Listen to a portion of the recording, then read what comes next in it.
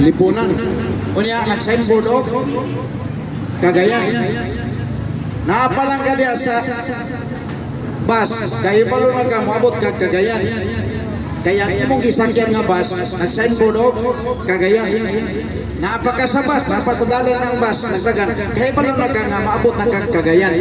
Ingon anak ko na karon, ayaw tugutin nga piyong imong mata sa kamatayon tapos wala ka kayo palo asa ka ibutang kini kamatayon nimo.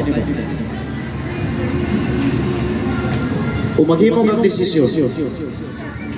Isa may mudawat diri ni Kristo imong manuluwas.